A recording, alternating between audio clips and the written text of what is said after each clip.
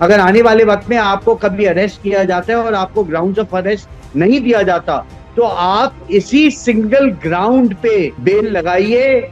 अगर अरेस्ट किया गया है आपको इस जजमेंट के बाद से, तो आपको रिलीफ मिलेगा। साहब, उस मामलों में भी जहां अरेस्ट का प्रोविजन नहीं, बेल का प्रोविजन नहीं है, आपने बेल लगाई, लेकिन एनडीपीएस के मामले में लगाई और आपके पास से कमर्शियल क्वांटिटी मिली है।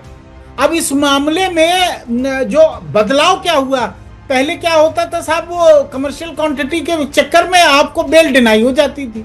लेकिन अगर अरेस्ट इलीगल है, अरेस्ट की प्रक्रिया, ग्राउंड ऑफ अरेस्ट नहीं बताया गया और आपने प्रूव कर दिया कोर्ट के सामने, तो आपको बेल मिलेगी। विकास सर, मैं सही बात बोल रहा हूं? और मतलब इसमें मैं एक ऐड करना चाहता हूं कि द मोमेंट अक्यूज ये पॉइंट रेज करता है कि उसको ग्राउंड्स ऑफ अरेस्ट नहीं दिए गए हैं, तो ओनर्स पुलिस ऑफिसर के पास हो जाता है कि ग्राउंड्स ऑफ अरेस्ट कैसे कम्युनिकेट किए गए हैं।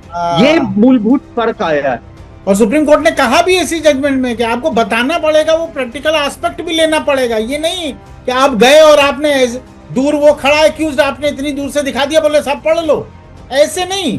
और उसकी भाषा में उसे बताना पड़ेगा, बोले साहब वो हस्ताक्षर लेने पड़ेंगे, उसे कॉपी देनी पड़ेगी। करेक्ट। मैंने वही कहा कि विप्लव, स्पष्टीकरण के रूप में जजमेंट अगर हम पढ़ते हैं तो मुझे लगता है कि एक बहुत ही शानदार जजमेंट आई है।